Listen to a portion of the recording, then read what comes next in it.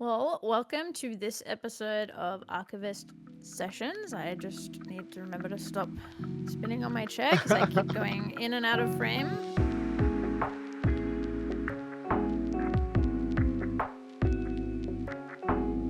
Welcome to today's episode of Archivist Sessions, where we're going to be talking about episode 6 of The Mighty Nine.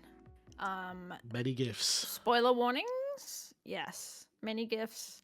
Spoiler warning, we will be talking about the episode, and as always, we're probably going to be talking about the campaign as well. So if you want to avoid campaign spoilers and stuff like that, maybe come back to this after you've watched the campaign as well. We will note really major spoilers, but other really run of the mill stuff is just going to be mixed in. Yeah. This time we don't have a name for this episode of the pod ahead of time. Yeah. But I had one idea from the cold open. That guy calls Yasha just a woman. You know, she's just a woman. Just a woman who's about to fucking annihilate you. Yeah. Well, that's my pitch. Guess we'll see. I mean, I don't remember half the episode, so it's probably going to be that. Yeah. I'm sure it'll come back to me as we talk about it. It will. Yeah, so this episode might be not as structured as our previous ones because life gets a little crazy and we are not as prepared this time, but it is mid to late December, so I fear it must be forgivable. It's just that time of year. Yeah, that time of year. Crazy. Busy stuff. Weird stuff is happening in the world. Anyways. Yeah, it is like, I don't know if we should clarify, it's like post the mass shooting that just happened in Sydney on the 14th. So like we're recording this on the 16th of December. So lots going on. Yeah, lots going on. So excuse the less structured approach this time. Haphazard nature of this. It's been a long week and it's only Tuesday. Yeah. Yep. Yeah. Anyways, back to the Mighty Nine. So this week's episode starts with what we so kindly predicted last episode is Yasha cold open. I really was hoping she was going to be in more of the episode, but that was really it, which is a little bit disappointing, but like we should like surely have a jam pack Yasha for the last two, right? Like it has to be. I feel like if she gets dropped in like halfway through the last episode, I'm gonna be a little bit pissed. Like and my fear is that she's gonna be like part of the cliffhanger for the end of the season or something. Like I don't know, like something weird happening with that, which I'm sure it probably makes sense for the story they're trying to tell, but we don't have season 2. And so it's hard when she's had like 2 lines. Yeah, it's in the whole show so far. If there's not a substantial moment, at least for her in this season, I feel like new fans are just going to find her forgettable. Like, as much as the cold open wasn't forgettable, holy goddamn shit, it was fucking nuts. Good lord, crazy. It was like we had to pause for a couple minutes afterwards because it was insane. But like, brutal. I'm newer audiences don't know who she is. They don't have any attachment to her like we do, and so I feel like my fear is that again there's going to be erasure. Yeah, the goddamn Yasha erasure. We can't fucking escape it, bro. It's like we've been down this road before, and I don't want a repeat of it. But please no. Yeah, it's like existing fans know her really well, but yeah, I just can't help but think about new fans and like their introduction to this character. So I just really hope the next 2 episodes, like it all comes together in a really nice way that makes sense and that we can reflect back onto it and go, okay, I understand what they were doing, but Yeah, you know, I mean, fingers crossed. It is, you know, despite all that, pretty funny to like look at the difference and the disparity between the reaction of new fans and campaign fans, because new fans are like, who is this monster? And we're like, that's baby girl. That's my that's wife. just Don't yeah, talk about her that way. yeah. It's so funny, like yeah, the way they're kind of introducing her character is just literally the complete opposite of who she actually is. But I really hope they're kind of playing into thankfully, that a little.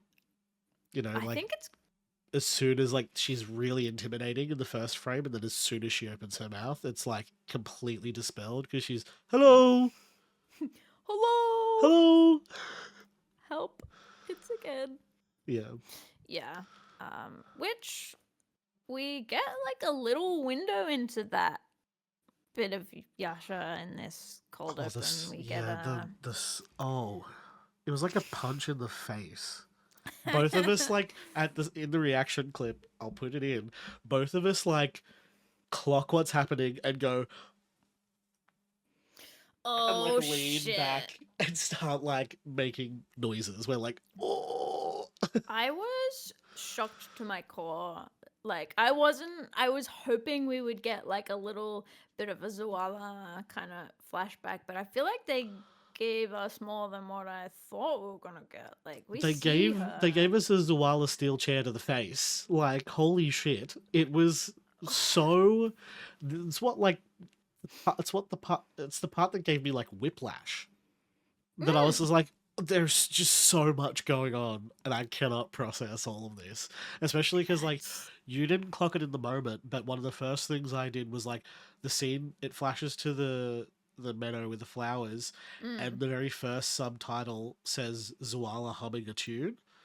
And I so missed I looked, I that. like glanced at her for a sec, and then my eyes immediately go down to the subtitles, and I go like that, like that's me like having confirmation already about who it is, and then you were like, Yeah. "That's Zoala, right?" I'm like, "Yeah." It's well, it's like who else could it have been? But it's just like Yeah, that like it, like second of like what the fuck did I just watch? because like she just pulled a guy's jaw off. Just the Like contrast I'm a of little it was distracted. yeah. Oh, God and I damn. wonder if at some point we'll get like like a version of that scene, but with like how Yasha looked during that time. That would be kind of I think we because probably obviously it will. was her transported back to this memory as You she know, is now. I think we probably will, and I think I know when it will be, or at least I know when like I would write it if I was in the Yeah. writer's room, which is the moment she goes, spoilers, the moment she goes back to Zawala's grave. Oh, Because that's there was a tree right that. there, wasn't Oh, there? She was buried under a tree, eh? I feel I like that can't meadow. remember. I feel like it was under a tree by a river, but I like that's it's from a very dusty corner of my brain. I don't know. So like if I'm Ouch. correct, like I could see that meadow being I mean they also it's also could be changed. That's true. So, Yeah, you know, like they don't have to stick to the campaign canon like that's very so strictly. true. So like I could see that being like a later season moment when they return for her to put the journals down. We have to get the journals in It's the a show. really it's a Like really it's pivotal moment for Bo Yasha. Like I think it has to happen because it's like a really like a kind of a huge moment in Yasha letting go. yeah, and that's such a big part of her story and her arc is that letting go of that grief and like allowing yourself to move on and find love again. And that's a Yeah. that's Like a let big the letting thing. go but still holding space. Like Yes. it's difficult, Yeah. right? It's I think the maybe a little bit of the point of Yasha's kind of arc is like the when you lose a loved one, you don't want to cast away the memory, but like it's Yeah. so entangled with the grief that you want to get rid of. It's about separating those patiently and Yeah. carefully and Ugh. getting rid of the grief, Tricky. keeping the memory. Tricky. It's kind of like awesome, you know? It's like, yeah, I'm really and excited. it's really to see subtle in that way. Like, you don't, if you're not thinking about it really directly like we are, it comes through really, I think, subtly and emotionally. That. Yeah. Oh man, that cold open, there's just so much to chew on, especially as a Yasha fan who's been chewing on that the end you know of what's episode playing, 1. you know what's playing in my head right now? Oh, honey, you What? got a big storm coming. The future oh of this fuck, series it's gonna be is brutal, gonna be whatever it is. a lot. Yeah, and Emotional I roller saw coaster. someone online point out that Zoala has the same eyebrow slit that Bo does. That's gay. Just putting that out there, but also Hey, because it's your like eyebrow slit reminds me of my dead wife.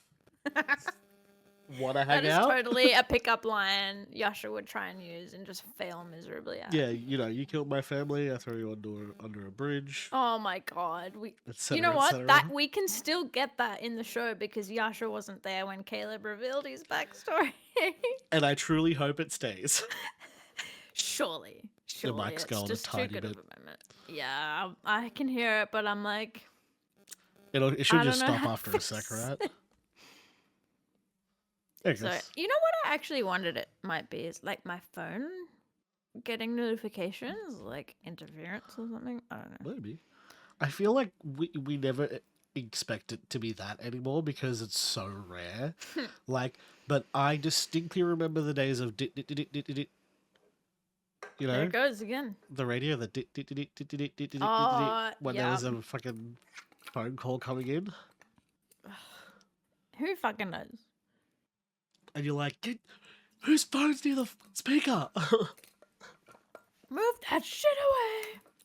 Whose shitty Nokia flip phone is this? Get fucked. And you could just do that; it would survive.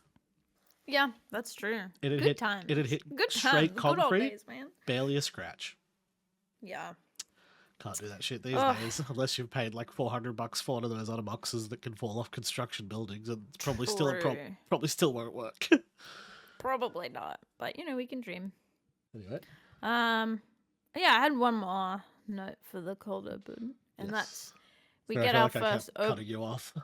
Oh no, you're fine. Again, we're going into this with no prep, both in like tired as shit. Like end of the year, we're so just. It's whatever. whatever. I think everybody feels as haggard as we do at the end of the big 2025.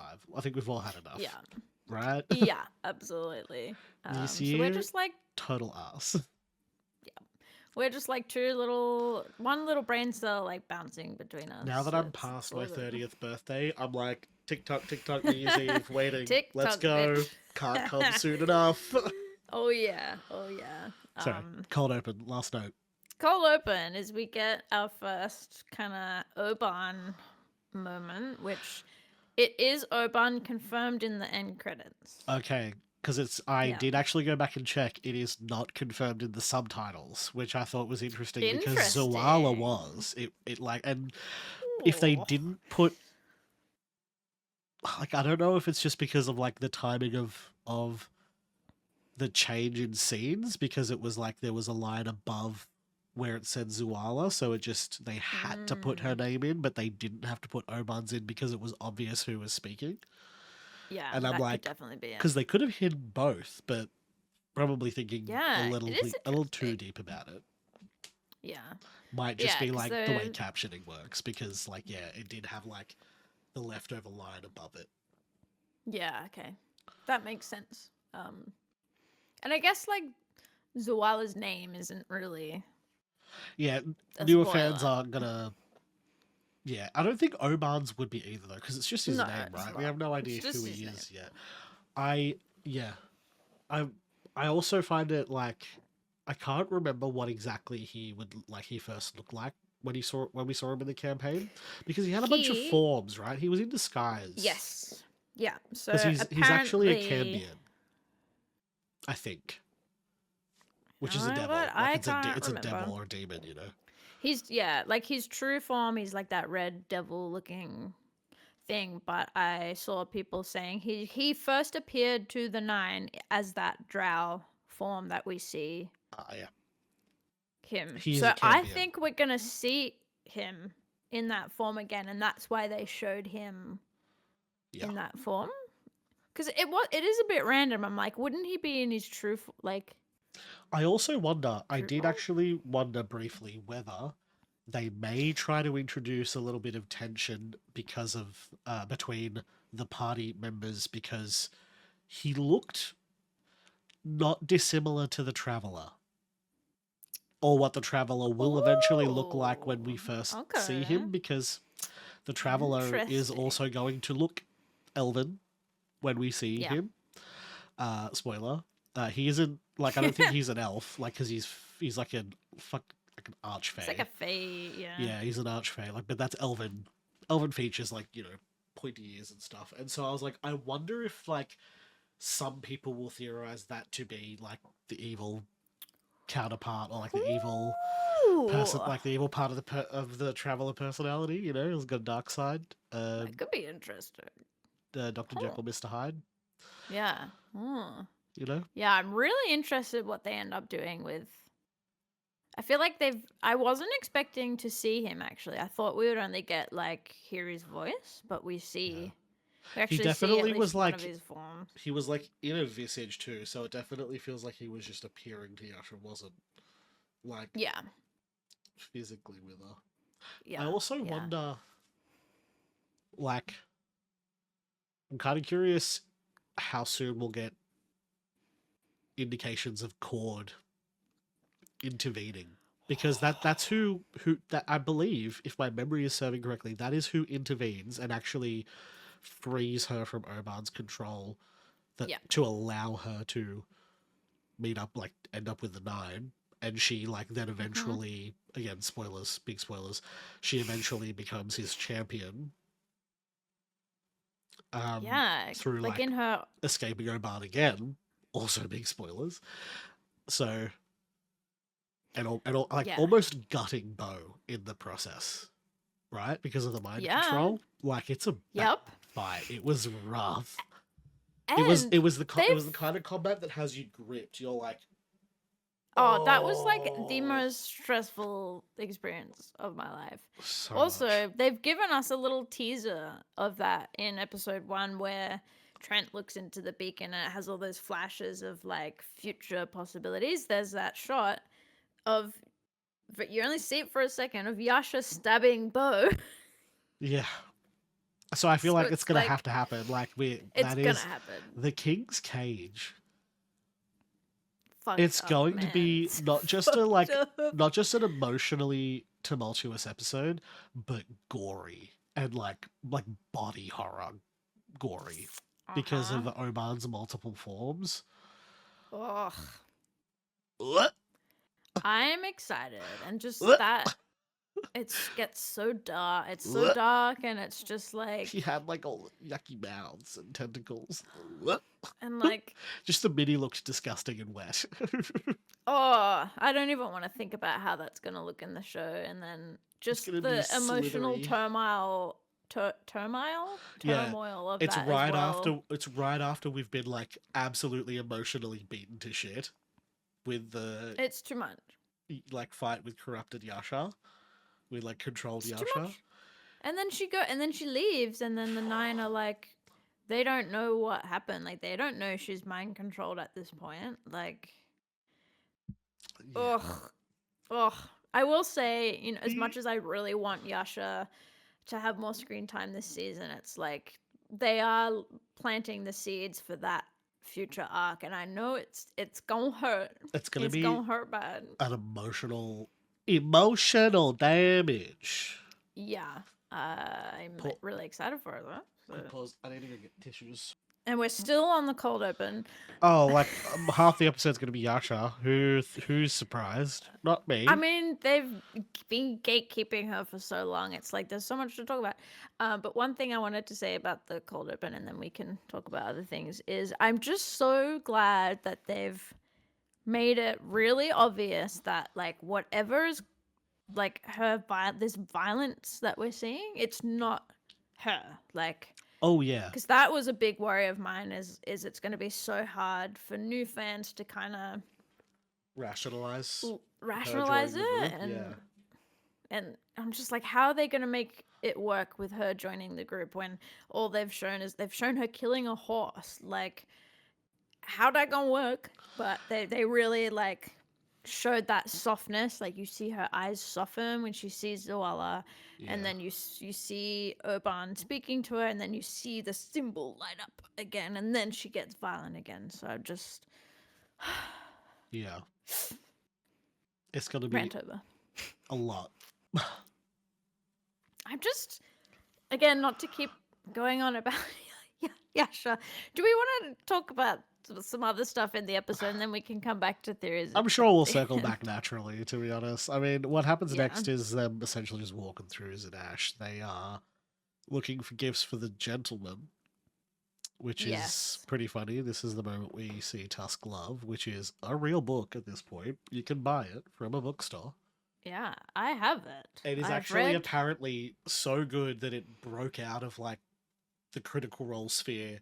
People That's just what I heard at least, which found is pretty crazy. and enjoyed it as a romance novel on its own, which is like pretty funny. That's like so great. Pretty crazy, honestly. And the characters are like essentially like dupes of Ford and Jester. At least that's like sort of the gimmick in the campaign. I don't know how Yeah. similar it is in the actual book, but pretty funny. I think they've got. I've read about half of it. And I I believe know. there's smut, Critical right? Role. Yeah, Critical Role has taken me to places I never thought I'd go, which is reading a straight, like, heterosexual smut book. Like, it's real smutty. I'm like, Gay how smut did I get here? read novels of that shit on AO3. Easy, man. I live and breathe that, but and the heteros, no, You thank think you know the darkness? I was born in it. But it's And it's kind of gay cute. Like, it's kind of fanfic. fun, kind of cute. So To be fair, I feel is like that very is funny. me, bane of gay fanfic, because I write the shit. Yeah, yeah. Who knows? Maybe No one look for my AO3 this whole account. thing will bring you back to the I- fanfic realm. I was wondering, I was like, I feel like the second Yasha joins the group, there is a real chance that like there is just like a fucking switch in my Hang on, nervous my system. door is ringing. Uh-oh. Sorry. Uh-oh. I can't remember what we were talking about. Tusk Love, I think. Tusk Love, yeah. I was talking about saying there's like a very real possibility that there's just a switch inside me that's going to flick on the second that Yasha joins the party and I get the urge to write fanfic again, and I am like a little bit afraid of that happening because I'm tired. I know you aren't because you get something out of it. Oh yeah, I'm just sitting here like, yes, that For needs the record, to happen. I've written one No Yasha fanfic, and it was just because It's I a had good like one. Just one saying. of those like wriggling ideas in your head that you're like, I have to purge because it's just I have to purge this onto paper because it's going to annoy me. Gotta get that out of my brain. Because Yeah. sometime early in campaign 2, very early in campaign 2, Liam, in like probably a talks or a fireside chat, said he was going to be taking the Magnificent Mansion spell once he was able to take it, which is a level 7 spell, and it's like a spell that just creates. It's one that Scanlan used a bunch in late campaign 1.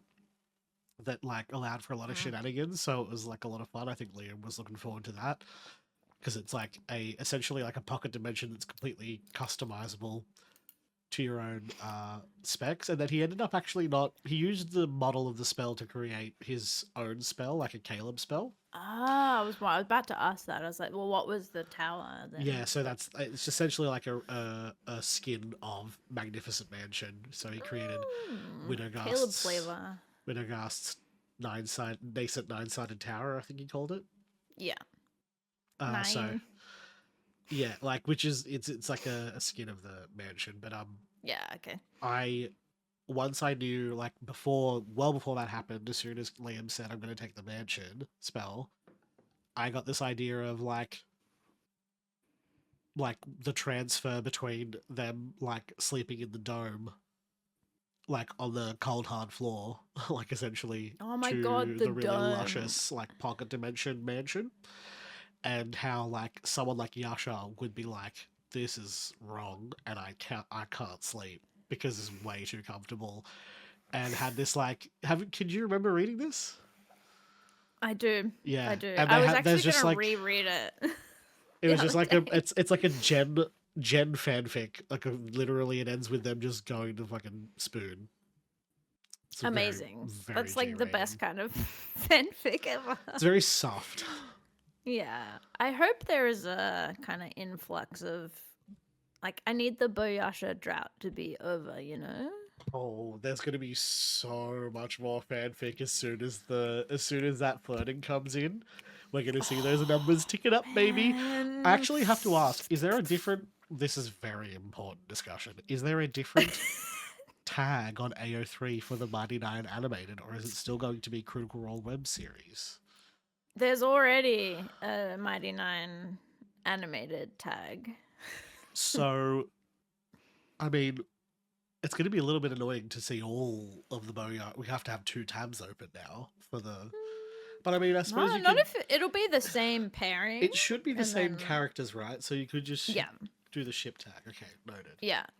So, because it's like you can write pairings in other worlds Yeah. or whatever. So you could like, yeah, you know, Yeah, yeah, people yeah, write yeah, those yeah, weird yeah. like multi fandom But yeah, I think that is the way fanfics. AO3 works, right? Like once the characters as a ship exist, even if that ship moves to like a new medium as the same characters, it'll still be those original character tags. So it'll still Yeah, be I believe so.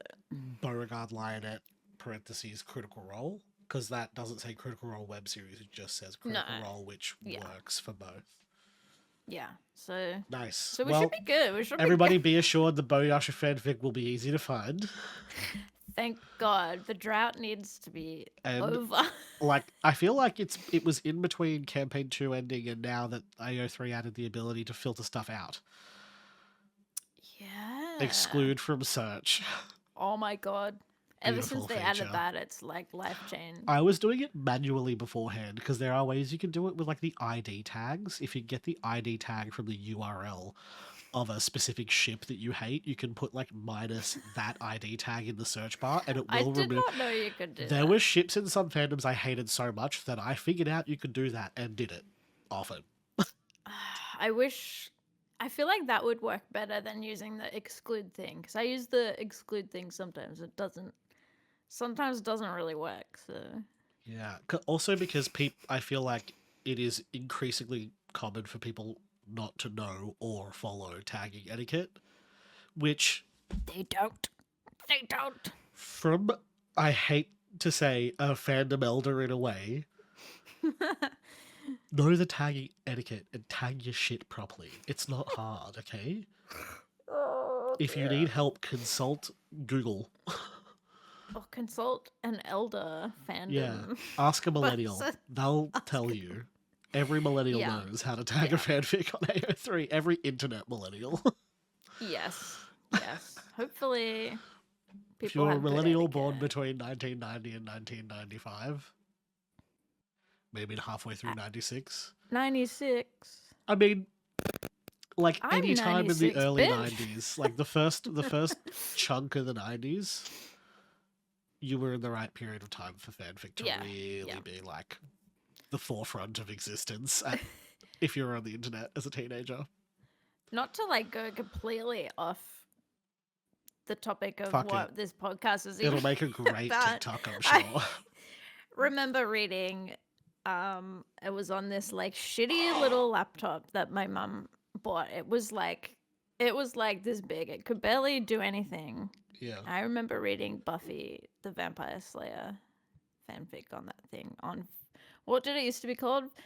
The other website, fanfic.net or Fanfiction.net. something. Yeah, fanfic. Yeah. I think it still exists. You know what? I I'm think gonna they all check do. right now. But like I feel like I have seen a bunch more TikToks recently of people doing trends based on like fanfic like tropes and stuff like that. Like I've seen heaps of those like when you want to go to the Harry Styles concert, but then someone tells you that he actually bought a 13-year-old girl Oh away my from her mother. god. Like terrible. to be his girlfriend. Like, because there was terrible. so many fanfics. There's so many fanfics in that genre.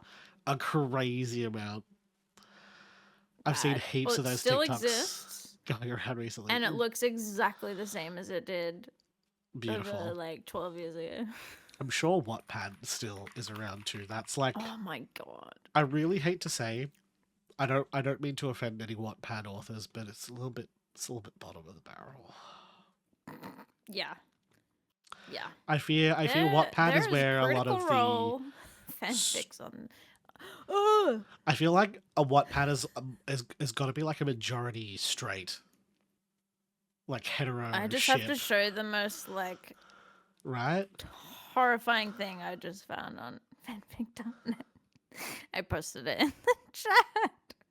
I clicked LGBTQ plus stories on Wattpad, and the number one trending fic right now is called "I Need a Baby and a Husband." Okay. Why? Why? Okay. Do you see what I posted in the chat? Oh, get that shit out of here! What? Ugh. Anyways, back to the episode because we still haven't got past the cold open. Good lord, it's been half an hour. Okay, to be fair, we're cutting a decent chunk of that out. This is the first episode all over again. This is because we didn't prep at all. To be fair, we are technically on topic because it started with Tusk Love, and Tusk Love is That's true. smart. It's like it's fanfic kinda. Like the whole gimmick in the campaign was that Jester was teasing Ford with it because the couple was similar to them. It was like a half orc and a tiefling. No, she's human. Oh, is it? Okay, so like it was a half orc and a human, vibes, but it was like a pirate captain and a, you know, it was a whole thing. So like it's a whole thing. And like there are points in time, like I think it is like I'm almost certain it's when they're walking through the tunnel to Jorhas that there is a point in time Bo is like reading it out loud to the whole group. And that is Marisha improving that shit on the fly. She's just writing fucking fan fiction. Like the smutty part too, on the fly, live on twitch.tv. Like it's like, so that's what we watched funny. this show for. And that was when the show was still actually live. It was before they started pre-recording. Oh my god. Which I totally understand why they pre-record. Like it's just so much more feasible to do way more ambitious stuff like what they're doing right now. But like there is a huge part of like the essence of the live shows that I miss. Yeah. It's definitely a different vibe, that's for sure. Yeah, they do do a good job of keeping it intact though, in the way that they don't really edit the episodes as they record. They actually just kind of record it as a block, and the only cuts are like start, break, end, and like ads. Like so, it's still quite like, I think, genuine that way. It still feels a little bit live in that sense, especially with Campaign 4, with the way they're swapping in and out. They aren't cutting that shuffle out, so it still feels quite we get to see it live. all, which is nice. Anyway, so after they pick up some other gifts. Oh yeah, this is where Bo sneaks away too. Yeah, so we're in Zadash. We've made it to what's the place called? Zadash. Bo literally says nothing to the crew, just dips. Which fair enough. Crazy town. Yeah, and Caleb's like, I'm pretty sure Caleb's like, you know. Yeah, that's like a kind of through line through this episode is like the Empire siblings and building trust. Yeah, there's like a bit of distrust at the start, and then it kind of feeling each other out. You see the trust. Yeah. Which there's some nice moments. So, oh my god, bless your soul. That's like the very beginning of a sinus infection that I like am fighting with sinus flushes, so it's like it's like sort of fine, but also not great. Oh yeah, but this is where like this is where a pretty big. Sorry, I'm on topic. This is where a pretty big diversion happens from the campaign though, because right here, Darren and Bo learn Trent's name really early, and that sets the course for this whole episode. Like, you know, it was crazy to watch in the moment for the first time because you're going, whoa, whoa, whoa, this is a huge diversion from the plot. Huge. Like, where are we going? Where are we going? And then you get to the sort of, climax of the episode and you're like, oh. Yep, we are back where we started. Like, Trent is in control. He's got the power. Great, unfortunately. But, like, it was, like, very much an episode that keeps you on your toes. It's like there's just things happening every second. It's crazy. It was almost like jam-packed. Too much. And this is the only episode I think both of us didn't rewatch before. Yeah. Doing this as well, so it's like a lot happened. Yeah. I feel like I'm still processing it. I did like technically watch it a second time with the reaction, like pulling the reaction clips out. I didn't run through it then, but it's it is coming back to me a lot because I've got it open on on Prime and I'm just scrubbing through, because we when we were more organized, we had screenshots, but we are not organized. I had a whole system going on it, and it did not happen this time. But that's fine. We're just going with the flow. But yeah, they're looking for gifts to give this gentleman guy, which we get to see later in the episode. I already started talking about Bo. Yeah, I'm jogging my memory. Yeah. I'm thinking because I'm already thinking about like because you already said like this is the episode where like the Empire siblings are really feeling each other out, figuring out if they trust each other, that sort of thing. And we have this moment with Dyra up the top where she really harshly, like starkly says, don't trust him. And I find that interesting because my first guess would have been Dyron sort of going, oh, you really should be wary. You really should have your guard up because he's Volstrucker. But that is a really, really big potential like window into this whole thing. An ex-Volstrucker who appears to be trying to take the system down. That smells like an ally to me. Hello? He's got all the training of a Volstrucker, but is against them, seemingly. Like, keep your guard up. Keep your guard up, obviously, but don't cut that off immediately. See if it's worth your time. I kind of also see why she was like, don't trust if you know how vicious they are. Yeah, and also, like, knowing what Trent does to... Well, I guess they don't necessarily know that, do they? Well, like... Or Dyron. She would only know...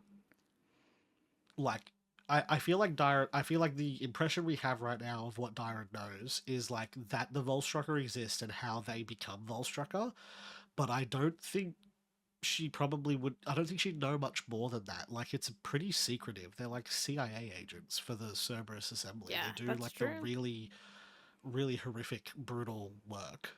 For the Empire. Bad things. Like, it's really, like, how many monks did they kill in that library? Unnecessarily. Also, just without, like, even blinking an eye? Like, when they're powerful wizards in that way, you can dimension door in and you can dimension door out. They probably wouldn't know you were there, but they went in and they killed all those people. Yeah. So I mean, it makes a more interesting purposefully scene. violent, right? Yeah. But it does also come across as, like, purposefully violent. Yeah, that's true. It's like a scare. I guess that's a fear-mongering kind of thing almost, like be afraid of the Volstrucker. Yeah, which is definitely right up Trent's alley. Like, make everyone so maybe just like scared shitless. Dyron's field of view of it all is narrow enough that she's like, don't even consider the possibility, which I think is kind of also a good way to look at it because then you think Bo's smart enough to see the opportunity. And she goes, I'm not going to cut that off right now. Yeah, I'm going to figure out whether I can trust him because he's so far. Because, like, we also get the implication at the end of his episode that, like, he, like, was completely honest with them. He laid everything out on the table, told them what we saw throughout the episode. And, like, that includes very gory, awful details, things that are unforgivable for some people, like would make others walk away from him and never want to like associate with him again. And I think Bo, being a very blunt, honest, brash person, appreciates that. She appreciates that Caleb's not trying to, at least anymore, hide the ugliness. He's being Yeah. upfront, and I think that is sort of kind of that little, inkling of like, no, there's something here that I need to figure out. I don't Yeah. want to cast this off Yeah. yet. Because it's There's an also, opportunity here, and again, it's what makes Bo a good monk. yeah. It's also like, if he was like a double agent or something, like he wouldn't have opened up about that past either. Like that's No, crazy. I think she, like, Bo would know it would have been a lot more performative. Like it would have been a, especially because it was after they had the confrontation with Aurelia. She saw how Aurelia acted, and then she saw how Caleb acted. Right, that's someone true, yeah. in the program and someone out of the program. That's someone in the cult, someone who's escaped the cult. Like there would be a pretty what it is. stark difference, I feel like, in the way they approached that kind of story, the way they spoke. Yeah. You know? Like, Yeah, very purposeful. and it's also just like, to be fair, carried in Caleb's like gait. Like, he's very clearly like oppressed by this past. Like Yeah. he carries it. Yeah. Like he's always got his head down. Like you see it in the way they like animate his face as well. It's just like yeah, like the man's got the man's got bags for days. Whoa. Bro, what is happening? The microphone's Technology. like yeah, Caleb's tired, bro. I agree. Oh, I bought a new cable. Why? It's It's not got to the be cable. some I don't kind know of. what it It's is. got to be some kind of interference between your thingies, your audiobooks. Okay, it stopped. What the hell? Is your phone nearby, or did you get rid of it? The what? Is your phone nearby? No, well, you know what? I had this graphics tablet, which I think actually has Bluetooth in it, so maybe it was like interfering. I'm gonna just turn it off. How do I turn it off? Off. Worth a shot. It's off now, so fingers crossed. That's we'll see. Anyway, right after this, do you have anything else about the Darumbo moment? Because right afterwards, not really, no. we have the moment of Astrid scrying on Caleb. Big moment. And we also, I believe it's that moment that we get confirmation. I think, no, it's later. No, it's later. But this is where we find out that Aurelia didn't send that note to Trent. She sent it to Astrid, which crazy. I think is going to have implications. We know it has implications because Astrid has feelings. Oh yeah, She got feelings. like big feelings. Big feelings. It's interesting that was obviously for some reason she sent it to her instead of Trent. Yeah, I wonder if Astrid's kind of their ringleader, and so it could just be Gotta be. It could be procedure because it would have been Bren. Bren was the leader. Trent defined him as the leader when they were together as a trio. So now that Caleb is no longer there and Aurelia is, I wonder if Astrid became the leader. De facto. Yeah. That would, I feel like that would make sense. She's kind of got those qualities about her. So. It's the kind of situation where there has to be a lead person making decisions on like really critical missions like that. Someone's got to have like final say. So I feel like that's feasible. Yeah, okay. That makes more sense because I was like, why would she send it to Astrid? Send it to her, I feel like because you'd think Aurelia would know Astrid may not, or maybe she's just so blindly believes that she thinks that Astrid does too, and thinks you'll surely report it to Trent because that's also a possibility. Caleb back. Yeah, but definitely it being like a, like a hierarchy or whatever makes sense. What this does do though, it means that we aren't going to get the really funny moment that happens in the campaign where Sam, like what Sam does for a little bit at the start of the campaign is use different parts of a name as like as an alias, but it's not That's right. It's not the Brave that spoiler alert, it's not actual name, which is Veth Bernardo. Yeah. But Sam's just chopping that name up and using different parts of it as aliases to like not have to say his real name because he's being a rogue and secretive, you know. And so one time he randomly chooses the first little part of the surname, which is the surname's Brenato. So Sam completely unknowingly says, "My name's Bren," and then Liam just goes and blue screens like for a long time. Like I'm pretty sure Liam sits there like for How like does she minutes, know? like freaking out. And there's a conversation about it later on a Talks episode, I believe, because like once it comes out, Liam's like, "That's why I freaked out because you just said my character's original, like his birth name, and you didn't even Which is know."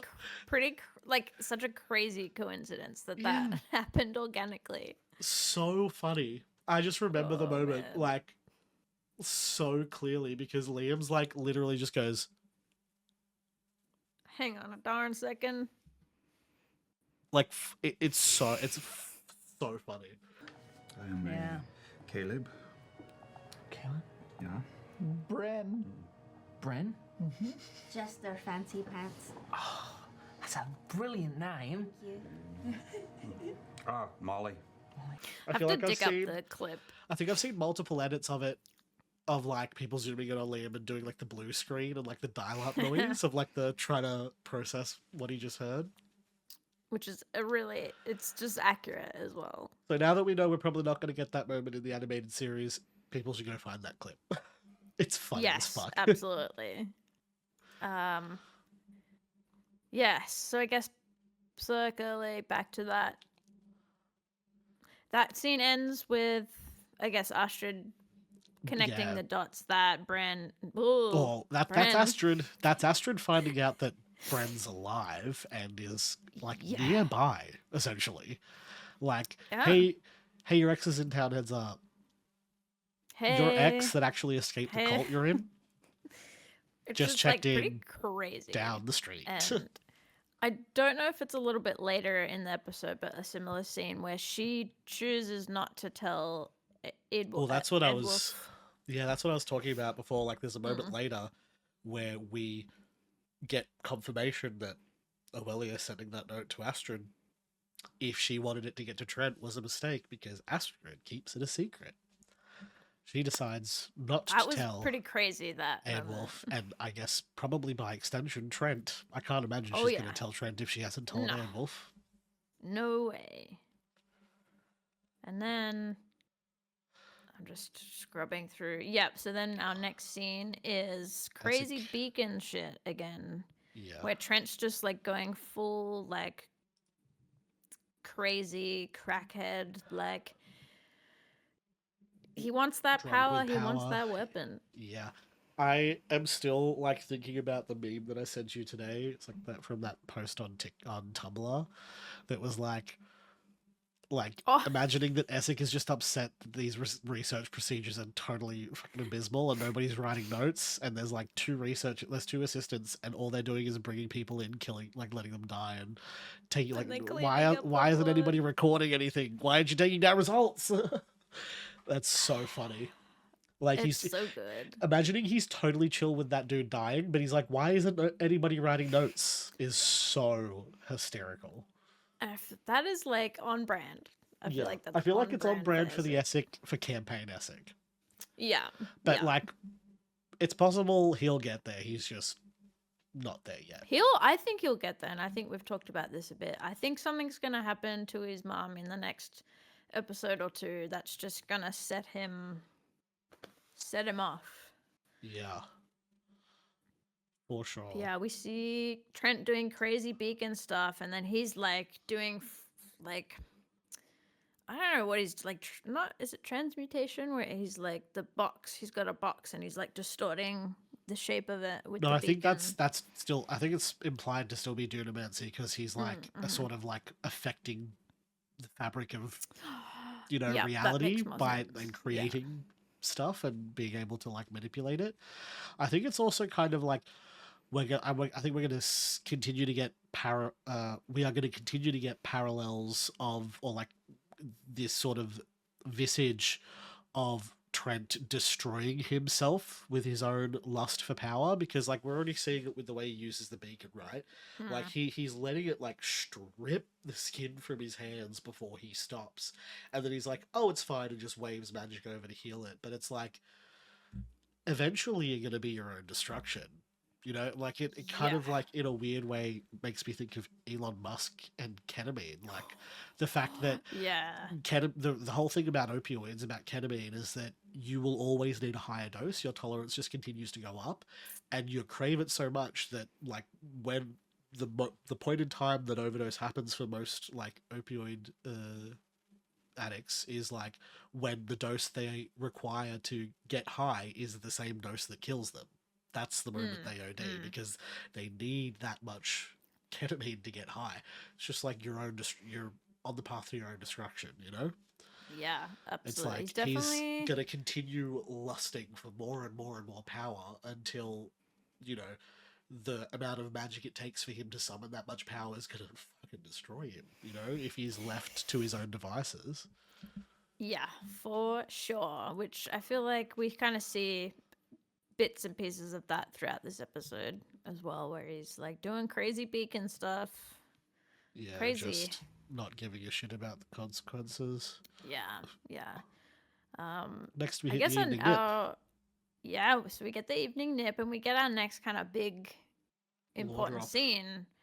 Yeah, which is where we meet Cree, voiced by Felicia Day, which is a really fun cameo.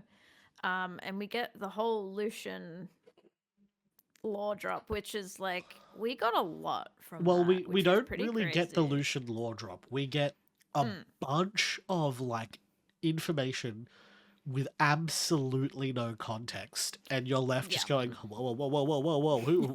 Nonagon? Lucian? Who are we talking about? What? Huh? Yeah, well, I guess, if you're a new fan as well, like you have no idea what any of this if means. If you're coming at it clean, you're going, what just happened? Who's this panther? What? Who? Why? And I think that's like great because it's exactly how it happened in the campaign. Like the party, including Taliesin, because Taliesin didn't know his own backstory, bamboozled. They were like, who the fuck is this? And like to to Talison's credit, like he plays along really well. Taliesin in the campaign, like he just like, and then I think there's a moment where he turns and goes, well, like, you know, like, play along. It's like, I don't know what I'm doing, fucking play along. And I like that they brought that vibe in here, and Caleb sort of being, I think it was Caleb or Ford. I think it's Caleb, right? It was Caleb, yeah. Being smart enough to be like, so, Lucian, we should go. You know, like, I like that. Because I feel like Bo and Ford, I think they're a bit too, like, forceful with it still.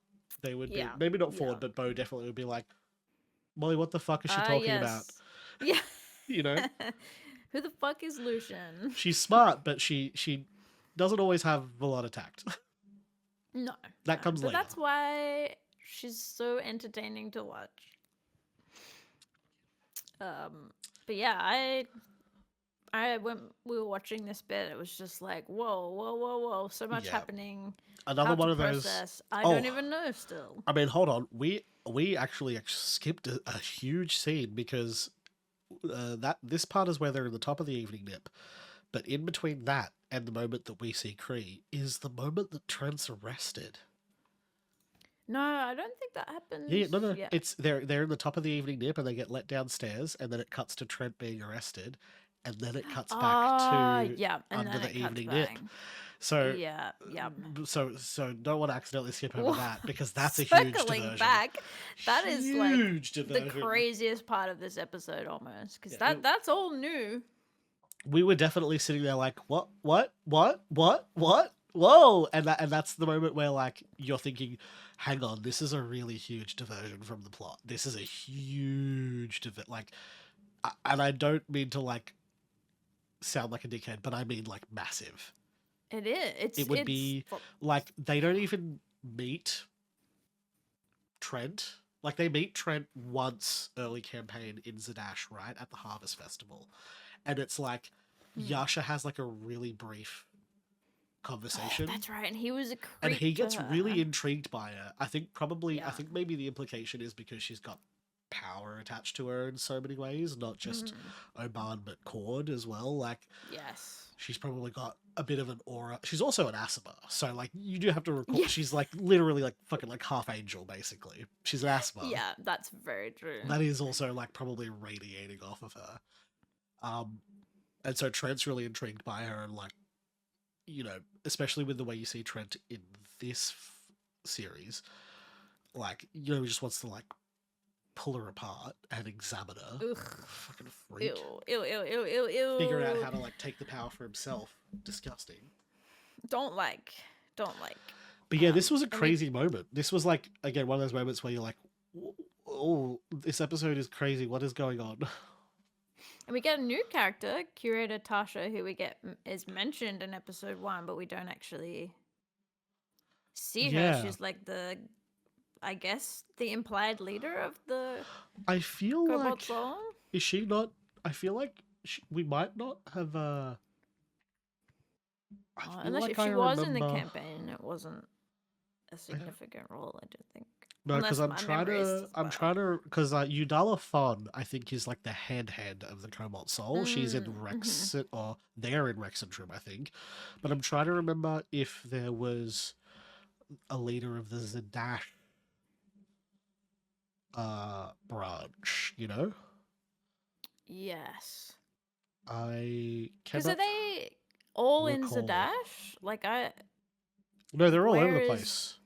Yeah. No. I mean, like, these characters that we're sort of... Like, is Trent... All of the stuff Trent's doing, is that based in Zadash? In the show? I don't think we know. I think Trent must be bopping back and forth between Zadash and Rexentrum. Yeah. Because, like, he's seeing the king. The king has to be in Rexentrum. Like, it's the capital. Yes. That's where Yeah. the castle is, right? But there is a Rexentrum archive. High Curator Udala Fon has dual leadership of the Cobalt Soul with the Curator of the Cobalt Vault in Vasselheim. Because there's also Cobalt Soul stuff on other continents. Yeah. I think Curator So I Tasha guess might be who- new. Yeah, I'm pretty sure she's new. Like, I don't think she was in the campaign at all. Because it's who that guy says he's going to report both Xenoth and Bo to. He's like, I'm going to put this in my report to Wait. Curator Tasha. Hold on. No, yeah, she's only in the series. Yeah. And she got I was looking badass at the pink wiki. hair. Yeah, I was just like, for some Crazy. reason, I was like, I feel like I remember there being a head of the Zadash library, but I cannot remember. Mm, You know? yeah. But yeah, this whole scene is just crazy. Trent is like fully arrested and like tortured, which is like Yeah. kind of crazy. I think the torturing's a little bit later, but this is the moment he's like, It is, yeah. fucking slapped a thing on him. Yeah. Which I think is Just- also almost like a little bit of a throw forward to what Caleb's going to do to him. Right. Uh-huh. Yeah, that was the first thing I thought of. Like penultimate episode, like the second last episode of the entire series, probably. Yeah. Or actually, no, I feel like Yeah. there's probably going to be a little bit more of a run. I mean, it felt so quick in the campaign. Because it was and then they come very- back to it in didn't they do in Echoes of the Solstice? Didn't they come back to Trent again in that? I can't remember. It's been a while. I don't know if I since ever watched it. Should can't probably watch it. There's a lot of things I should probably watch. Yeah. But yeah, and then you're right, and then we come back to the basement or the underground part of the evening nip, and we get the Kree interaction, which again is just crazy, and Molly's just smiling through the whole thing, pretty much. which is We're like- on separate audio tracks, so I can mute myself. Oh, all good. I honestly didn't even blink an eye. So, and Kree is talking about the ritual. She mentions Lucian. She mentions Nonagon as A well. lot of crazy lore drop. And or it's like just like there's so terms much that happening. should be remembered for later. Yes, so new fans remember that whole interaction because Like it's those gonna terms. It's become going to real important later. And then we meet Nathan Fillion, Oh, the perfect sweatiest guy casting. around.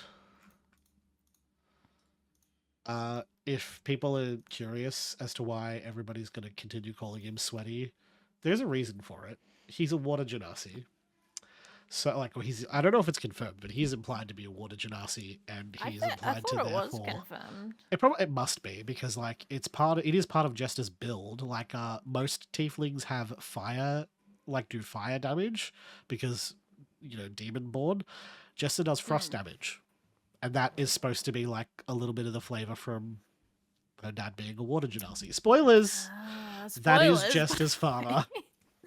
Which is We kind of don't know crazy that yet, to think though. about. Yeah. And they have that really sweet moment where they're both like nerding out over Tusk Love. Yeah. And it's Thought like that was a you great have that moment. moment like father, like daughter, but of course they both Yeah. read smart. I also feel like Oh yeah. of course Barmanon reads smart because we know he visits the Ruby. Yes. Yeah. Oh yeah. Also, spoiler alert: his name's Barmanon. He looks like a so many Barmanon though. Look at those spoilers. pecs. Oh yeah. Oh Crazy. yeah. He's like surprisingly buff. I was shocked. Yeah. I was expecting him to be scrawny. Yeah. But then we get, again, kind of new to the show is, well, not fully new to the show, but like where they're going and what they're doing doesn't happen in the campaign. But we get the, No. and you'll have to So- cut to this, the Nidus Oh yeah. cameo. Crazy. And Yeah. your So reaction to that was so good. So in the campaign, what they do is they do still have this beat with the traveler, with the gentleman, sorry, where they go to him. They say like, "Over here, you got a job. We need a job," and it's a job that's like in Zadash. It's I think they have to like set someone up, right? It's been so long since I've Yeah, watched. I don't know. Can't remember. There is a fight with a rug involved, like a sentient rug. That's right. Oh my a mimic god. or whatever it is. And so they do that job as like an intro to the gentleman, and then when they go back, he's like, "All right, cool, trust you. You've proven yourself capable. So here's 2 more job offers. These are dash. They're a little bit more. They're a little bit more intense. Like you'll have to leave the city and come back, kind of jobs. So like I think." Like this is a really fun thing to do with this first job because if it's not integral to the plot of the campaign, which I don't remember it being, then this first job they do can kind of be anything, and they've done something really fun with it. Yeah. With which... Lou Wilson cameo, which is like Nidus Okiro is Lou Wilson's character from EXU Calamity, which is a mini-series. Marisha has talked many times about wanting to make a Calamity movie, so I feel like this is, laying the seeds for that a little. I think I sent you this TikTok, but I saw a TikTok of someone theorizing that they felt like it could be likely because when Critical Role first signed their deal with Amazon, it did include a possible movie. And apparently they've brought in a lot of Calamity references to the Legend of Vox Machina, which weren't really super present in the campaign. So, interesting. If they were aiming for a Calamity movie, it would make sense that for them to bake all these bits and pieces into these animated series, especially if they're also gunning for a Bell's Hells, because that does kind of that trio of series kind of does wrap up a narrative arc.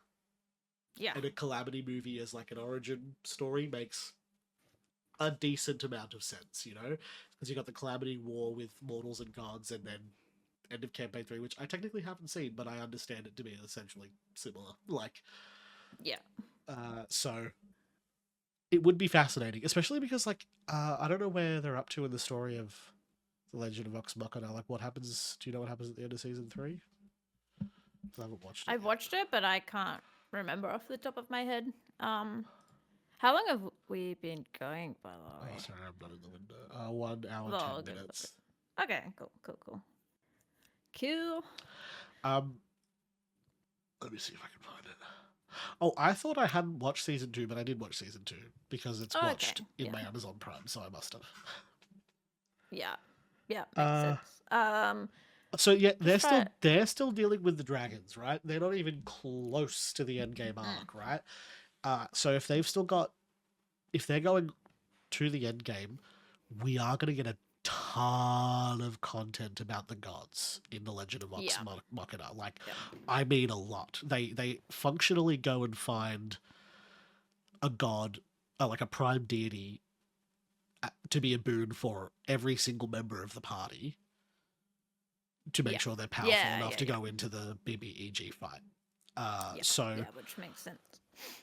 it would also kind of make sense if they start to weave that storyline in and set the building blocks up for a Calamity movie. That'd be really cool. Yeah, which it seems like that's what they're doing. Like it all feels very purposeful, which is good. And then like, where are we in the episode? So we I get I desperately need the Calamity miniseries is one of those like perfect. It's like it's the thing that I actually recommend people watch first if they've never watched any like actual play stuff, and they're like, Critical Role seems fun, but it's also like intimidating because it's like so long. I'm like, start with EXU Calamity because it is 4 episodes. It's really easy, much easier to consume, but it is like gripping. It is like the very it's best very, of very Critical good, Role, so. and it will make you want to. It will make you more invested in the idea of watching the main campaign, which I think makes it feel a lot less overwhelming. Yeah, absolutely. Anyway, sorry, sidetracks. All good. Yeah, I'm just with not very far through the episode, so just trying to. I feel like we are gonna like. There's not a ton in the middle here because they're just on this side quest, right? Yeah, We get this moment. Well, we get a moment of Ford hearing Ukotoa going, or whatever he says. Oh yeah, we get some like kind of crazy Ford stuff. And we get a Finds little look at the blood stuff from Kree. They take blood, yeah. which is also something to bang for later, new fans. Remember that. It'll Keep become that important in the brain later. somewhere.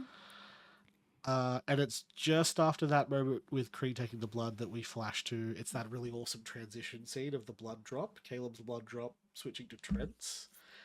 And at first it's just a shot of the floor, so you're like, what's going on? And then it pulls back and you're like, oh, whoa, what is going on, bro? Where are we? I still like that whole sequence is still so crazy to me. Yeah. Like they're full on torturing this guy, which he deserves. It's also sort like, of fascinating.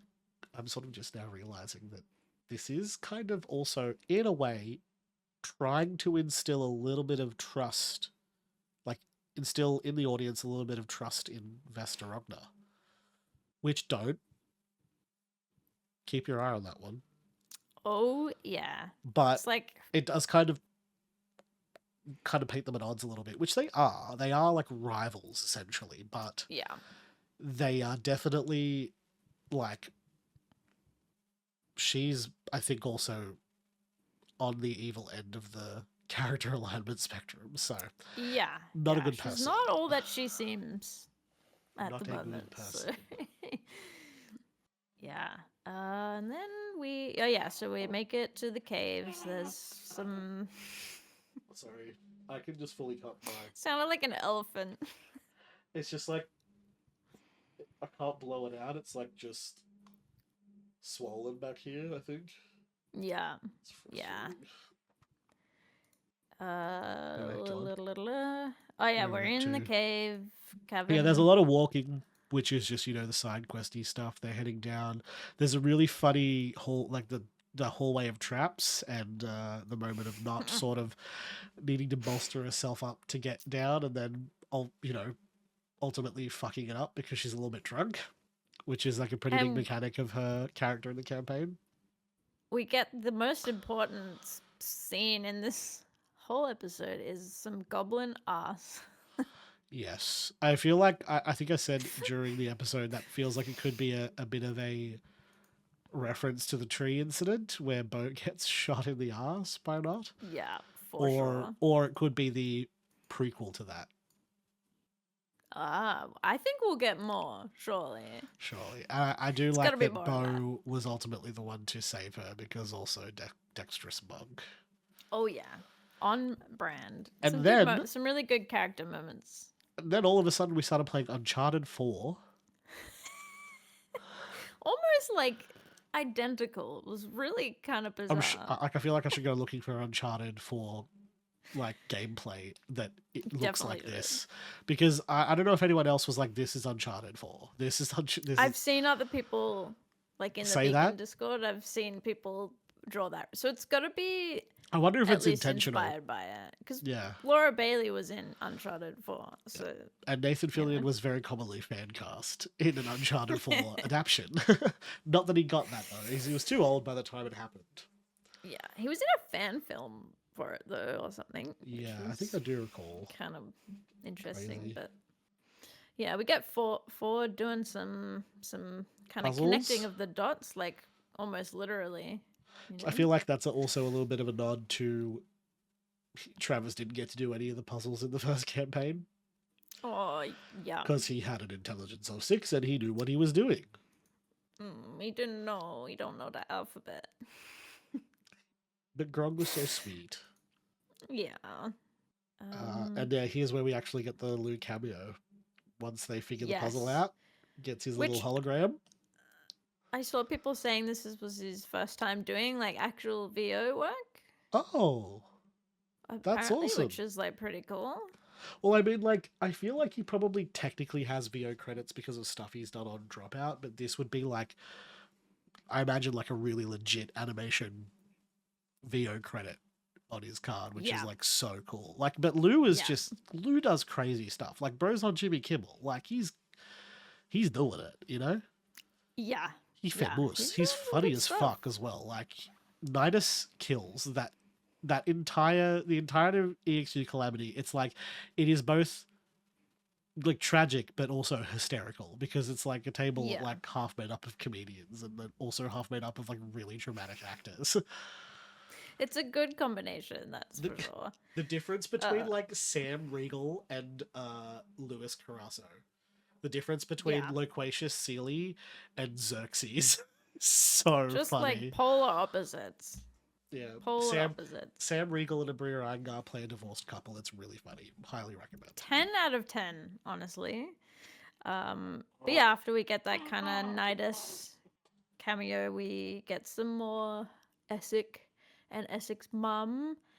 And then another kind of like, I was confused why Essex was surprised that Virat has gone off to the war, because last episode, last time they interacted, he said that he was going to the war. He was being sent, like he was being deployed in 48 hours, but I don't know if it was specified in the earlier episode that he was specifically going to the front lines. I think that, Right. like, because the mother, Dieta specifies he's being sent to the front. And Yeah. Essex like, but we don't have the beacon, he's gonna die. Well, whose fault is that, sweetie? Uh-huh. Which, not to jump, I guess we could kind of jump ahead, because after that we get more, they're sort of fighting the automatons. We get some Oh, kinda not quite. fun- I think this is the start where they're trying to get up into that ship. Yeah. So we haven't quite which hit I was about to... haven't quite hit the Empire siblings scene yet. Yeah, which that We get back comes to up. Trent first, I think, don't we? Yeah, we get some more Trent. We get the moment and of the Trent, king. manipulating his way back into the good graces of the king, despite the fact that he's functionally been committing treason by consorting with the fucking enemy and almost starting a war. Well, literally starting a war. The war is like beginning at this point. Oh yeah, like it's And actually, there is a war. It's happening. There's a war. It's on. It's happening. And then the fact, he just weasels his way back into the good side of the king. Pretty crazy, but then it feels on brand, because it's like these ugly men. I'll There is say it. These a, ugly men just care about power Oh yeah. and money. There is a moment later, like in that final scene, the beacon scene at the end, where Trent is being a homicidal maniac.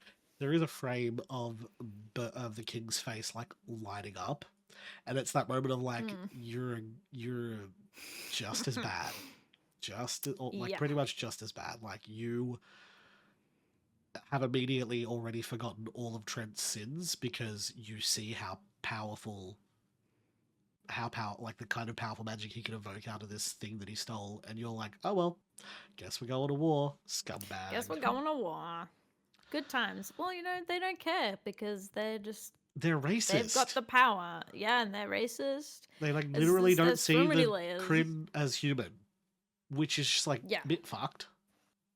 Very fucked. See, bargaining. We also get the implication that we get like Anne Wolf and Astrid up in the corner. They've been watching. Yeah, which is I don't really remember in detail, like sort of where their allegiance was in the campaign. I think there was moments where they were trying to help the Nine like under the table, right? Yeah, there's also a moment, I don't know if you caught it, but I only just saw it. Trent very clearly looks at them. He knows they're there. Oh. As he I gets did up to not- follow the Oh, king, I see it. Yeah. he literally stops, looks up, keeps walking. It's like very deliberate. Even though that they're like invisible. Well, Yeah, he's but a he pretty sees through it. high-level mage. He's probably Yeah. got some kind of true sight, something like that, Yeah. to be able to see past it, Or Interesting. Or maybe he just knows them well enough that that's where they are. Like, if I know them well enough, that's where they're hiding. Yeah. Which is But I feel like that is really trying to imply he knows they're there. yeah, it's gotta be. This is where the Bo and Caleb tension really starts to boil. Bo's like, Bo at this point has got Byron's voice in her head going, don't trust him, don't trust him, don't trust him. that guy. Despite the But fact it's that like, he's I think proven she himself wants to. over and over again, Yeah. Yeah, and then we get some more creepy, weird Ukutoa moments Yeah. where he's like, consume Just, what, buddy? You'll find out. Convinces Ford to go swimming. Oh yeah.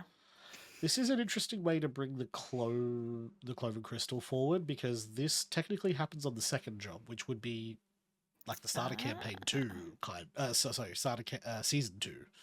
Right, yeah. So they brought it forward a little bit, but I feel like it makes sense to sort of like kind of plant a lot of those seeds a little earlier, right? It also gave them a moment to like display more of Ford's powers, because he gets trapped for a second. Then, like I think I said in the moment, like Ukuto is about to like cast underwater breathing for him, because that is a warlock spell he takes. Yeah, that was a fun moment as well. Kind of getting to see a bit more of what he can do and him learning more about what he can do as well. Yeah. It sort of also does, in a way, explain how he survived the shipwreck. Yes, that's very true. Because right now it's still kind of like, what? How did he survive? Or I guess it's implied Ukutoa saves him as well, right? It's implied, but like you don't know exactly how, and now we're seeing like Ford come into his powers. You start to understand how Ukutoa is like what his powers look like and stuff like that, like how he's giving these boons out. Yes. The style of magic. We didn't see him eat it. Maybe next episode. Oh, I wonder if... Yeah, I feel like they've got to do a bit more with it in the next 2 episodes, because part of me was like, oh, maybe they'll wait and have that more in season 2, but I feel like that's too long to kind of leave that thread hanging, maybe. Yeah. I feel like, and this is where like we get the really tense moment between the Empire siblings. Yes. Sorry, I thought you were going to keep... Sorry, Okay. I got distracted. All good.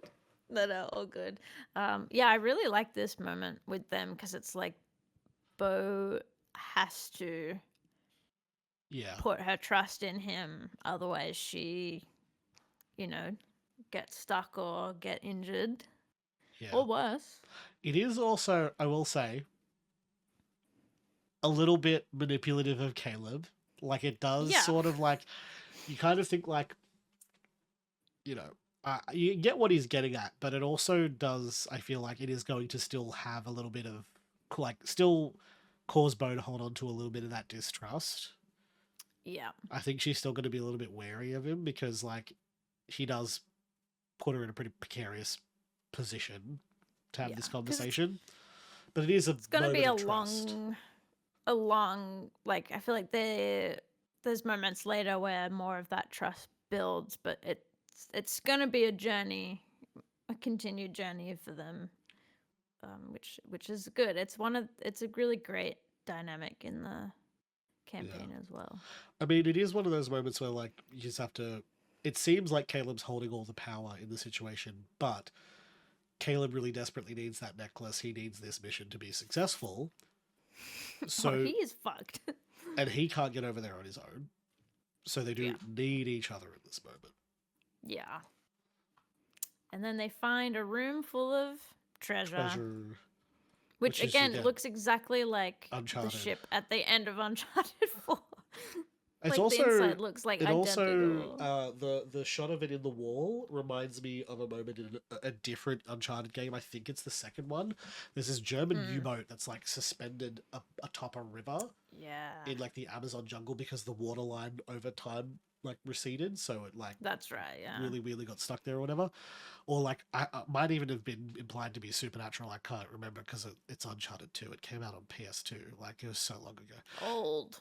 Oh, Maybe so PS3, old. can't remember. Anyway, I think yeah, PS3. so I think Uncharted 3 was PS3. I'm pretty sure Uncharted 1 and 2 were both PS2.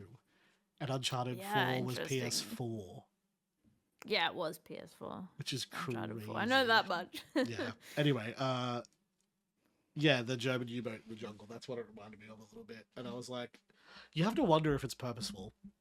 I don't know if it is, but it wouldn't could be. surprise me if it was, or like Yeah. inspired by it. Also, the ship sticking out of the wall reminds me a little bit of the ships from Treasure Planet, which are like floating space. They're in space, but they're like pirate ships. Yeah, Look and very this is a similar to cool, like, this whole thing is also just a really cool window into pre-Calamity Exandria. Like, it Yeah. does give you just, like, the very barest hint of a taste of how advanced they were. Skyships exist in modern Exandria, but, like, the level of technology the Mage Societies had pre-Calamity was crazy. Like, again, EXU Calamity is such a good watch because you get a glimpse in to a And, floating yeah, mage city.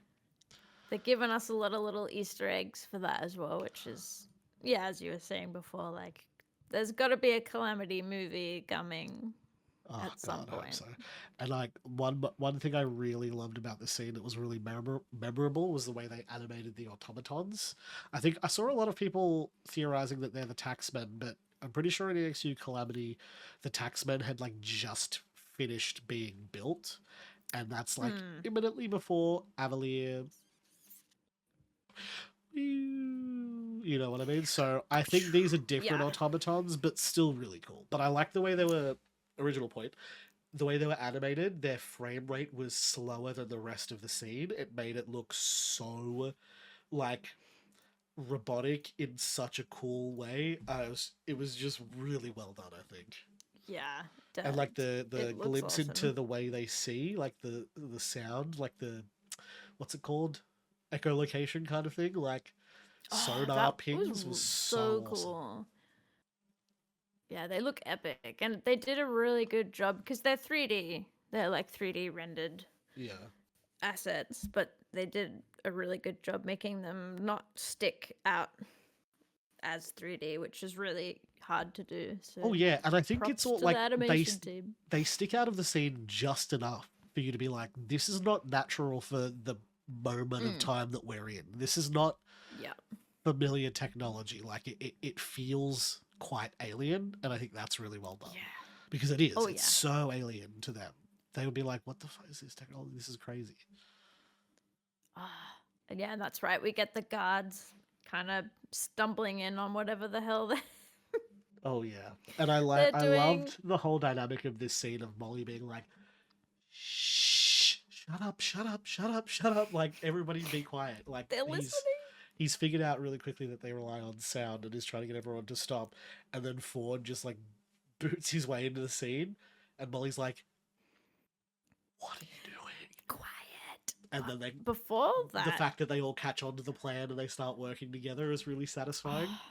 such a good moment, like building up the team dynamics a lot more and getting them working together Yeah, as well. and which like was communicating always so without good to see. communicating, you know, like the Yeah. Ford's doing the whole bit and he rocks up behind Not and goes and Not, like, there's literally a moment where Not kind of looks up and smiles and goes like, I've got the I see gimmick, what's happening. I see the Oh, trick, yeah. and joins in and they all start like using the automatons as weapons. It's great.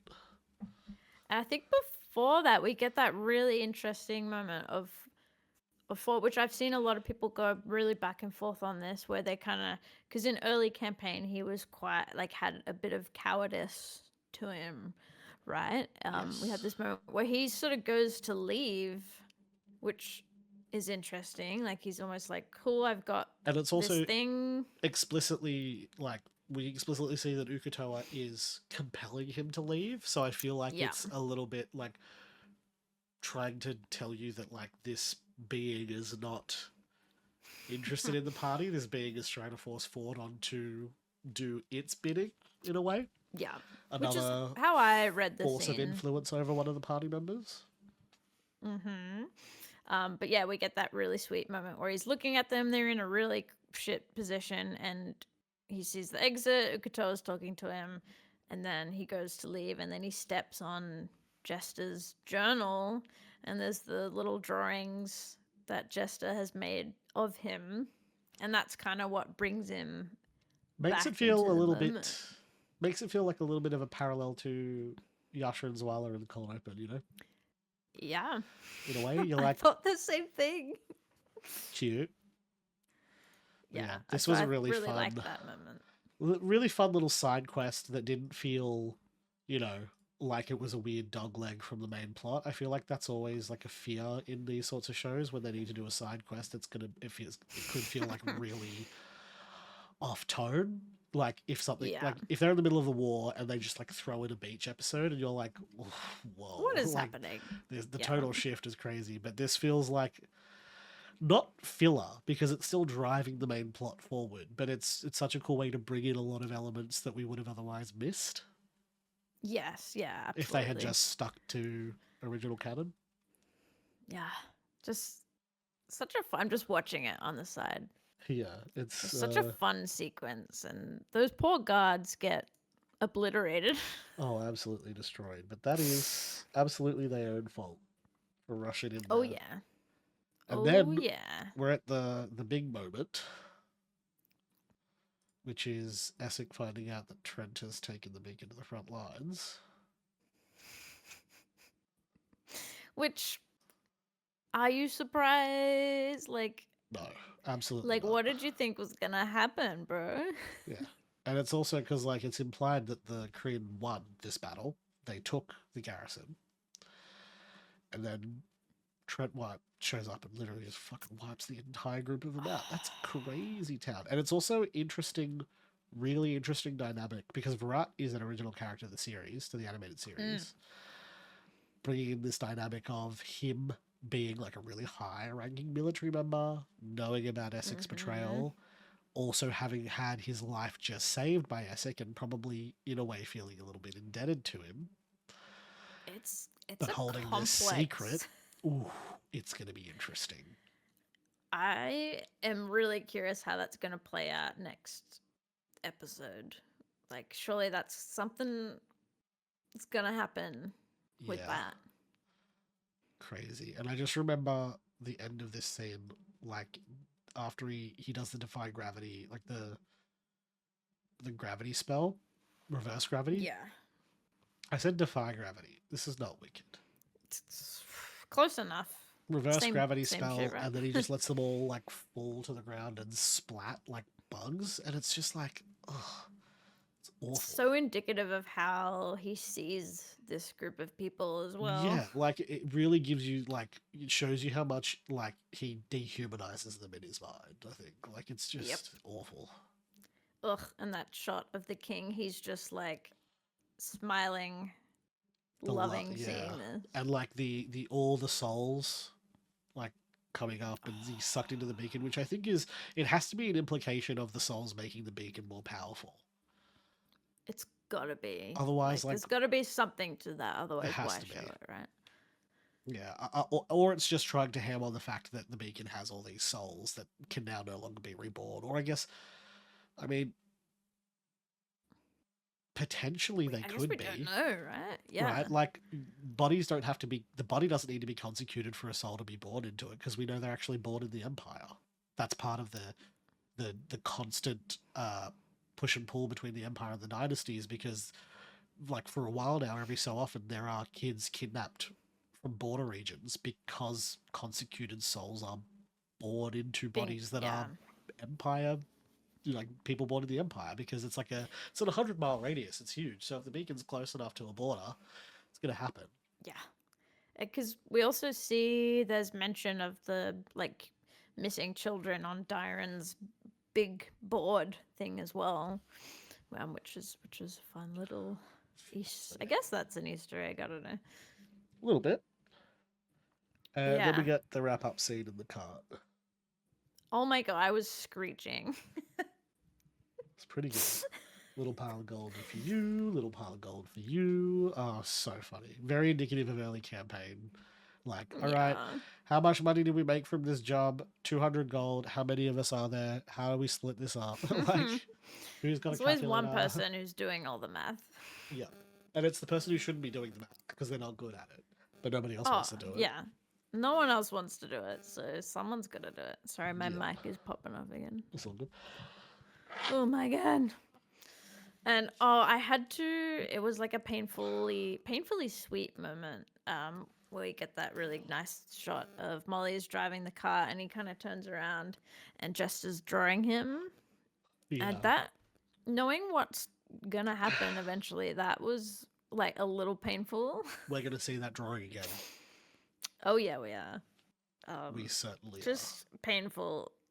And we get this moment of like sort of of Bo and Caleb finally sort of easing into that uneasy trust. Like I think it's still going to be a moment, still going to be a little bit rocky, but I think this is the moment where they sort of finally go, okay, all right, you're not too we're bad. on the same page now, so let's see where this goes, I guess. But I still got my eye on you, but we're on the same page kind of thing, because they haven't been until this point, you know? And in horrific news, there's still people shipping them. Terrible. Which, it's like, if Bo didn't look like that, I would kind of understand, because they've got this, like, this tension, like, almost enemies to lovers kind of shit going on, but it's like, no. That's not right. They're just yucky, siblings. Siblings, guys. Yeah. I mean, I also just think they don't give couple vibes. Like, they are at odds a lot. Even once they trust each other, they're still fairly at odds. A decent amount. People like that kind of thing, I guess. Wasn't them two Bolgate? Yes. They were Bolgate. If Bolgate doesn't make it in, people aren't going to understand the depths of this, like, at-oddsness between Caleb and Bo. Like, it wouldn't make a good couple, because they're just going to, like, terrible. butt heads the entire time. But some people like that. And also, there's no, like, there's no softness to that couple. They're both, like, No. Like, what's crazy about Bo Yasha is that Yasha is the soft one. That's the crazy part. I need... Like, the huge buff barbarian with the gigantic ass fucking sword, that's baby girl, and Bo is I'm gonna kill the spider, I'll kill it, I will. Yeah. I'm tough. That's the dynamic of Bo Yasha. I can't wait to, like, and see it's like, that unfold. Bo's doing I'm tough, I'll kill the spider, and Yasha's already picking it up and taking it outside. She's like, it's fine. Or she's eating it. eating it. Yeah, I was like, she She's might eat it. 100% eating it. Yeah, it depends how big it is. Oh dear. Although once they're Um, living in Zadash for a while, or they live in Zadash, right? I can't actually remember. I My remember memory is watching so bad. the Ford campaign, the Ford post-campaign one shot, and I think it's like set in there, but I can't remember. But once they're living together, I feel like she probably eats bugs a lot less. Every now and again is a little treat. Oh yeah, little treat. Just a little treat. A little treat. Um Oh, baby girl. Oh yeah, we get that moment where Bo's sort of got kind of explaining to Caleb, like, I'm not actually a lone wolf. It's just because I've never had any friends. I am autistic. Pretty much. I mean, This is just like I've said Bo gives ADHD a little bit. Yeah, 100%. And then Caleb's just Caleb's like, straightism. oh yeah. And that's Straight, why all their like, good interactions are just doctor-tism. glorious. You know, like good, Oh my good doctor God. typeism. You know what I'm saying? I see that for him. Like just crazy smart. Um, I also like the crows above Zadash are a bit ominous. I know it's like Yasha, but like, who's she coming to kill? That's kind of the implication. it's scary. Yeah. But also, I was screeching at that end frame where she steps into frame and we see the Nine's cart Closest up they've ahead. been. It's just this is the closest they've been, and Yasha. we're on episode 6. Yasha, little do you know, your future wife's on that cart. She has no clue. Not a one. single clue. Crazy. Can't wait. Well, I guess that kind of brings us to the end. Yeah, of that and we have decided we are going to wait till Monday to watch both episodes 7 and 8 because it's coming out 2 days early because otherwise it'd be coming out on Christmas Eve. So I believe Yeah. Amazon Prime currently has it slated for Monday the 22nd for us in Yes. Australia at least. Yeah, which I imagine will be the same day. I think it's 12 a.m. Monday On the the 22nd. Yeah. And it's 7 p.m. Monday the 22nd in Australia. Yeah. Which I think it'll be fun to kind of watch them back to back. Yeah, so there won't be a new episode of the pod until after the series finale, and we'll post an episode probably covering both. And I think so. It'll be an Uber episode. We may try to move through them both like chronologically like we do usually, and if it's like really long, we could just split it in half. Like we can post it in 2 parts. That's true. Yeah. But we're going to do it like that. Yeah. And I will be off work that week, so I will be prepared for Sweet. this next episode. I mean, I'm off once Christmas hits. I'm off for 3 weeks once Christmas hits. So that's. So we'll try. And I think squeeze it in before Christmas.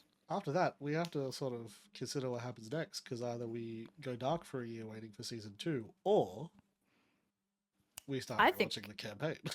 We should rewatch campaign 2. I would like to be reminded of a lot more of the intricate stuff that happens because I feel like it will make watching the show a lot more special. Definitely. We'll pick up on a lot more. Oh, if yeah. we refresh it a little bit. Especially at that point, we'll know where season 1 has ended and we'll have a better idea of like maybe what's going to happen in season 2. So yeah, we can start to like try to pace out the arc a little bit. It'll also be it's just kind of like a fun little like campaign 2 book club. Yes. We're gonna rewatch campaign 2 and have a book club and talk about it. Which I'm excited because I've been holding off rewatching it for a while because I should wait till season 1 is. I have had the urge to rewatch it, but I haven't had to like stop myself because it's hard to watch anything these days.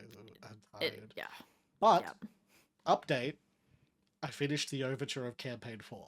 I got through the first 4 episodes, which is pretty good. That is very good. I am a lot more open to it now. I can see That's good. the appeal. I'm a little bit annoyed by the format because it appears we're going to be like sticking with the soldier table for ages, and I would have much preferred a more regular swap. Spoiler alert, we're still at the soldier. Oh yeah, I think we're going to be for like a good dozen or more episodes because I feel like they're going to like now. we're only just now finding out how big the chunk's going to be because this is the first one.